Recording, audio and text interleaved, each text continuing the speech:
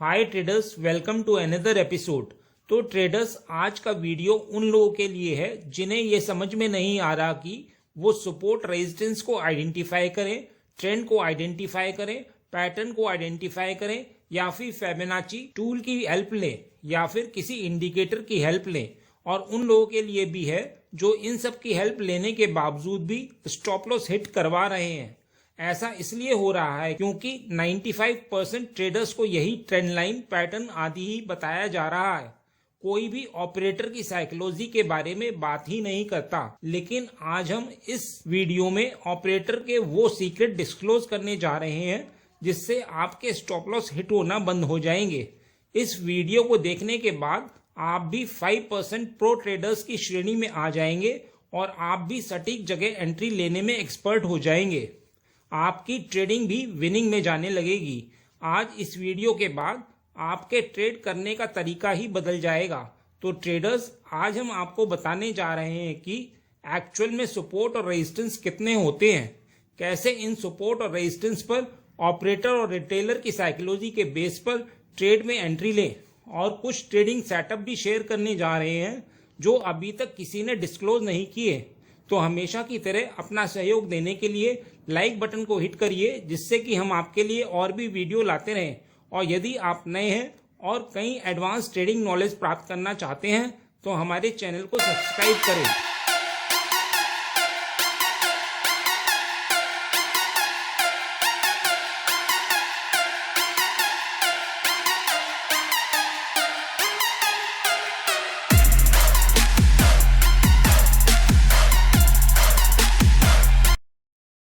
आगे बढ़ने से पहले मैं आपसे पूछूंगा एक क्वेश्चन, जिसका आंसर आप सब लोग करोगे कमेंट सेक्शन में। क्वेश्चन ये है, मार्केट में स्ट्रेंथ को कैसे आइडेंटिफाई करते हैं? तो ये हैं आपके ऑप्शंस। ए, यदि प्राइस कम कैंडल्स में ज्यादा मोमेंटम कम टाइम में करता है तो मार्केट में स्ट्रेंथ होगी। या फिर बी, यदि प्राइस ज्यादा कैंडल्स में थोड़ा मोमेंटम ज्यादा टाइम में करता है तो मार्केट में वीकनेस होगी। कमेंट सेक्शन में करिए उत्तर। जो लोग सही आंसर करेंगे, कोशिश करूंगा कि उनके कमेंट को हार्ट दे दूं ताकि बाकी लोग समझ पाएं कि सही उत्तर क्या है। तो ट्रेडर्स, आइए ऑपरेटर ट्रेडिंग को बेसिक से शुरू करते हैं। इसमें हम ऑपरेटर की साइकोलॉजी और रिटेलर की साइकोलॉजी को जानेंगे। पहले आपको स्कीमेटिक फिगर से समझाऊंगा, फिर चार्ट पर लाइव एग्जाम्पल के साथ समझाऊंगा और सेटअप भी शेयर करूंगा। तो शुरू करते हैं सपोर्ट और रेजिस्टेंस से। पहले तो इस बात का ध्यान रखिएगा कि सपोर्ट रेजिस्टेंस एक लाइन नहीं होते। हमेशा इसे जोन के रूप में ही मार्क करें, क्योंकि प्राइस एग्जैक्ट लाइन को रिस्पेक्ट नहीं करता है। वह इस लाइन के कुछ पॉइंट्स ऊपर या नीचे से रिवर्स करता है, जिसे हम जोन मानते हैं। तो ट्रेडर्स, सपोर्ट वह प्राइस जोन है जिस पर मार्केट को हिस्टोरिकल रूप से नीचे गिरने में कठिनाई होती है, और रेजिस्टेंस वह प्राइस जोन है जिस पर मार्केट को हिस्टोरिकल रूप से ऊपर उठने में कठिनाई होती है। सपोर्ट और रेजिस्टेंस 8 तरह के होते हैं। आइए पहले प्रीवियस स्विंग को समझ लेते हैं। इस फिगर को देखिए, यहाँ प्राइस प्रीवियस में ऊपर से बाउंस होके नीचे आ गया है, यानी ऊपर स्विंग क्रिएट किया है, और फिर नीचे से बाउंस होके ऊपर चला गया है, यानी नीचे स्विंग क्रिएट किया है। तो यहाँ ऊपर वाला रेजिस्टेंस का काम करेगा और नीचे वाला सपोर्ट का काम करेगा। साइकोलॉजिकल नंबर राउंड नंबर्स को कहते हैं, जो 500 और 1000 के मल्टीपल होते हैं। यह सपोर्ट और रेजिस्टेंस का काम करते हैं। यदि मार्केट नीचे से आता है तो ऊपर का राउंड नंबर रेजिस्टेंस का काम करेगा, और यदि मार्केट ऊपर से नीचे गिरते हुए किसी राउंड नंबर पर आता है तो वह सपोर्ट का काम करता है। यदि मार्केट करंट डे ऊपर से चलकर नीचे आता है और दोबारा करंट डे हाई पर पहुंचता है तो यह करंट डे हाई रेजिस्टेंस का काम करेगा। यदि मार्केट करंट डे नीचे से चलकर ऊपर आता है और दोबारा करंट डे लो पर पहुंचता है तो यह करंट डे लो सपोर्ट का काम करेगा। पिछले दिन का हाई रेजिस्टेंस की तरह काम करता है, पिछले दिन का लो सपोर्ट की तरह काम करता है। जहां प्रीवियस डे मार्केट ने क्लोज किया है, यह भी सपोर्ट और रेजिस्टेंस की तरह काम करेगा। हमें इसे इंपॉर्टेंस इसलिए देते हैं क्योंकि जो लोग BTST या STBT ट्रेड लेके जाते हैं वह ऑपरेटर होते हैं, और वह मार्केट को इस लेवल से नीचे नहीं जाने देते। मतलब जब मार्केट इस लेवल पर आता है तो वह और पैसा लगाकर मार्केट को अपनी डायरेक्शन में भेज देते हैं। इसीलिए यह लेवल सपोर्ट या रेजिस्टेंस की तरह काम करता है। फिबोनाची लेवल्स की सेटिंग समझ लीजिए। इसमें केवल 1, 0.618, 0.5 और 0 लेवल ही रहेंगे। इसमें 0.618 और 0.5 को एक जोन की तरह मार्क करना है। यह जोन सपोर्ट और रेजिस्टेंस की तरह काम करेगा। आगे इसको यूज करने का तरीका भी बताऊंगा। आइए सपोर्ट और रेजिस्टेंस पर एक सेटअप शेयर करता हूं और फिर उसके पीछे ऑपरेटर और रिटेलर की साइकोलॉजी को भी समझाता हूं। मान लीजिए प्राइस गिरता हुआ किसी सपोर्ट पर आता है। यह सपोर्ट ऊपर बताए गए सपोर्ट में से कोई भी हो सकता है। तो जब कभी भी सपोर्ट पर ग्रीन कैंडल बनती है तो रिटेलर को यही सिखाया गया है कि बाय करना है, और जब कभी भी रेजिस्टेंस पर रेड कैंडल बने तो सेल करना है। लेकिन ऑपरेटर कभी नहीं चाहेगा कि रिटेलर को अपने साथ लेके चले। वैसे भी ट्रेडिंग जीरो सम गेम है, मतलब एक का फायदा तो दूसरे का नुकसान। यदि ऑपरेटर भी सपोर्ट पर ग्रीन कैंडल बनने पर बाय करेगा तो वह अपने लार्ज क्वांटिटी फिल ही नहीं कर पाएगा, तो ऑपरेटर इस ग्रीन कैंडल को निश्चित ही फेल कर देते हैं। तो ट्रेडर्स, आपको सपोर्ट पर ग्रीन कैंडल देखकर बाय नहीं करना है, क्योंकि लाखों लोग यही कर रहे हैं। आपको इस कैंडल के ब्रेक होने का इंतजार करना है। अब 95% रिटेलर्स इस सपोर्ट के ब्रेक डाउन होने पर यही सोचेंगे कि सपोर्ट ब्रेक हो गया है, सेल साइड में बैठ जाते हैं और वह सेल करेंगे और अपने स्टॉप लॉस सपोर्ट के ऊपर प्रीवियस स्विंग पर रखेंगे। आपको मालूम है कि मार्केट हमेशा स्टॉप लॉस की डायरेक्शन में ही चलता है। आपको ऊपर बताया गया है कि ऑपरेटर कभी भी रिटेलर को अपने साथ लेके नहीं चलता। तो यहाँ रिटेलर सेल कर रहा होता है और ऑपरेटर बाय करके अपनी क्वांटिटी फिल कर रहा होता है। तो ट्रेडर्स, आपको सपोर्ट के ब्रेक होने पर बाइंग अपॉर्चुनिटी ढूंढनी है। सपोर्ट ब्रेक होने के बाद जब कोई ग्रीन कैंडल बने तो आपको उस कैंडल का हाई ब्रेक होने पर ट्रेड लेनी है और एसएल उस कैंडल के लो से थोड़ा सा नीचे रखना है।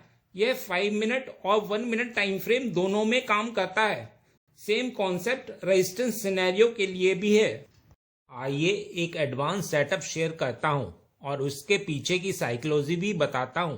मान लीजिए मार्केट ऊपर से नीचे गिर रहा है और ये हमारा सपोर्ट है, और इस सपोर्ट पर आके कंसोलिडेशन करने लगे और कुछ ग्रीन रिजेक्शन कैंडल बनाने लगे, तो यहाँ वो रिटेलर को बाय के लिए इनवाइट कर रहा है। हो सकता है कंफर्मेशन के लिए कोई बिग ग्रीन कैंडल भी बना दे। यहाँ 95% रिटेलर बाय करेंगे। आपको इस ग्रीन कैंडल के बाद कोई रेड कैंडल बने तो आपको सेल करना है। जैसा आप लोग पहले भी जानते हैं कि ऑपरेटर को ऊपर या नीचे जाना है तो वह रिटेलर को इनवाइट नहीं करता, यानी रिटेलर को अपने साथ बैठने का मौका नहीं देता। यदि आपको मौका दे रहा है तो समझ लेना यह ट्रैप है। सेम कॉन्सेप्ट रेजिस्टेंस सिनेरियो के लिए भी है। आइए एक सुपर एडवांस सेटअप शेयर करता हूं और उसके पीछे की साइकोलॉजी भी बताता हूं। मान लीजिए मार्केट ऊपर से किसी सपोर्ट पर धीरे धीरे नीचे आ रहा है, तो इसके ब्रेकडाउन पर आपको बाय करना है। यह कोई भी सपोर्ट हो सकता है, मतलब फिबोनाची जोन भी हो सकता है। लेकिन यदि बड़ी बड़ी कैंडल बनाकर ब्रेकडाउन करता है तो आपको बाय को भूल जाना है। इसके पीछे की साइकोलॉजी ये है कि यदि छोटी छोटी कैंडल से ब्रेक करेगा तो जो ऑपरेटर ऊपर लेके गया था वो दोबारा पैसा लगाकर मार्केट को ऊपर ले जाएगा। लेकिन यदि बड़ी बड़ी कैंडल से नीचे आएगा तो उसका प्रॉफिट झटके में कम होता नजर आएगा, तो वह अपनी पोजीशन स्क्वायर ऑफ करेगा, जिससे मार्केट और तेजी से नीचे आएगा। तो यहाँ आपको बड़ी बड़ी कैंडल की डायरेक्शन में ही ट्रेड लेना है। सेम कॉन्सेप्ट रेजिस्टेंस सिनेरियो के लिए भी है। साइकोलॉजिकल लेवल को हम मैग्नेटिक लेवल भी कहते हैं, मतलब यह अपनी तरफ मार्केट को अट्रैक्ट करता है। एक्चुअली स्विंग ट्रेड वाले अपना स्टॉप लॉस राउंड नंबर पर रखते हैं, और जब मार्केट इन राउंड नंबर पर पहुंचता है तो वह अपनी पोजीशन निकालने लग जाते हैं, जिसकी वजह से मार्केट में बहुत तेज मोमेंटम आता है। आइए एग्जाम्पल से समझते हैं। मान लीजिए एक कोई सपोर्ट लेवल है और उसके नीचे एक साइकोलॉजिकल लेवल है, प्राइस सपोर्ट को ब्रेक करके एक ग्रीन कैंडल बनाता है तो यहाँ हमें बाई नहीं करना है, आपको साइकोलॉजिकल लेवल के ब्रेक होने का इंतजार करना है, क्योंकि साइकोलॉजिकल लेवल ब्रेक होने पर बहुत से लोग सेल करना स्टार्ट कर देते हैं और उनके स्टॉप लॉस ऊपर होते हैं। आपको साइकोलॉजिकल लेवल ब्रेक होने के बाद एक ग्रीन कैंडल का वेट करना है और उसका हायर ब्रेक होने पर ट्रेड में एंटर करना है और स्टॉप लॉस उस कैंडल के थोड़ा सा नीचे रखना है। सेम कॉन्सेप्ट रेजिस्टेंस सिनेरियो के लिए भी है। आइए फिबोनाची सेटअप को शेयर करता हूं और इसके पीछे की साइकोलॉजी भी बताता हूं। यह सपोर्ट और रेजिस्टेंस को आइडेंटिफाई करता है और ट्रेंड को भी आइडेंटिफाई करने में मदद करता है। इसे लगाने का तरीका है, जैसे यदि मार्केट नीचे से ऊपर गया है तो फिबोनाची को नीचे से ऊपर की ओर लगाएंगे और यदि मार्केट ऊपर से नीचे की ओर गिरा है तो फिबोनाची को ऊपर से नीचे की ओर ड्रॉ करेंगे। अब यदि अप ट्रेंड में आपने करंट डे स्विंग को लेके फिबोनाची के 0.618 और 0.5 को जोन के रूप में मार्क किया है तो मार्केट के इस लेवल पर सपोर्ट या कंसोलिडेट करने पर आपको यहां बाय नहीं करना है, क्योंकि सभी लोग यही कर रहे हैं। आपको इन सब के स्टॉप लॉस हंट होने का इंतजार करना है और फिर स्टॉप लॉस हंट होने के बाद ग्रीन कैंडल देखकर बाय करना है। हाँ, यदि इस जोन पर कोई डोजी बने तो बाय करना है। वह इसलिए कि रिटेलर को इस कैंडल पर समझ नहीं आता कि प्राइस क्या करने वाला है। एक और चीज ध्यान रखिए, यदि इस फिबोनाची लेवल के नीचे कोई साइकोलॉजिकल लेवल पड़ा है तो आपको इस साइकोलॉजिकल लेवल के ब्रेक होने का इंतजार करना है और फिर उसके बाद ग्रीन कैंडल पर बाय एंट्री बनानी है। यदि फिबोनाची लेवल के ऊपर कोई साइकोलॉजिकल लेवल है तो आपको बाय फिबोनाची लेवल पर ही करना है। अब सवाल यह है कि कैसे जाने कि मार्केट में एसएल कहां पड़े हैं। तो ट्रेडर्स, यह हम फिबोनाची रिट्रेसमेंट टूल की मदद से जान सकते हैं। यदि अपट्रेंड में मार्केट 0.618 लेवल तक रिट्रेस कर चुका है तो हम समझ जाते हैं कि नीचे एसएल खत्म हो चुके हैं। इसी तरह डाउन ट्रेंड में यदि मार्केट 0.618 लेवल तक रिट्रेस कर देता है तो हम समझेंगे कि एसएल ऊपर खत्म हो चुके हैं। इसके पीछे की साइकोलॉजी ये है कि जो नीचे से एंटर किए थे उन्हें पहले अच्छा प्रॉफिट नजर आ रहा था और जब मार्केट 0.618 लेवल पर आ जाता है तो उनका प्रॉफिट 61% कम हो जाता है, तो वो इसे यहीं बुक करना चाहेंगे, क्योंकि उन्हें डर रहता है कि जो प्रॉफिट मिल रहा है वह कहीं लॉस में कन्वर्ट ना हो जाए। तो जब सब अपनी पोजीशन बुक कर लेंगे तो नीचे एसएल बचेंगे ही नहीं। जब नीचे एसएल होंगे ही नहीं तो मार्केट नीचे नहीं जाएगा, वह 0.618 लेवल को थोड़ा सा नीचे जाके फिर ऊपर आ जाता है। तो यहाँ ऑपरेटर की एक और साइकोलॉजी ध्यान रखिएगा।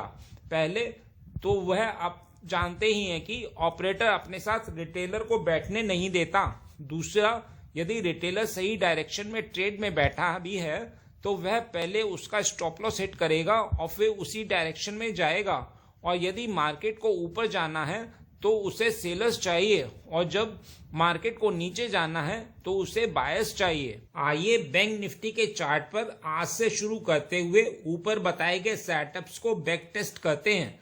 तो ट्रेडर्स, आज लेटेस्ट में मेरे पास 22 तारीख का चार्ट है। पीछे देखने पर एक स्ट्रॉन्ग रेजिस्टेंस दिखाई देता है जिसे मार्केट ने पिछले दिन यानी 21 तारीख को गैप अप के साथ ब्रेक किया है। यह आप लोग सभी जानते हैं कि कोई भी स्ट्रॉन्ग सपोर्ट या रेजिस्टेंस गैप अप या गैप डाउन के साथ ब्रेक किए जाते हैं।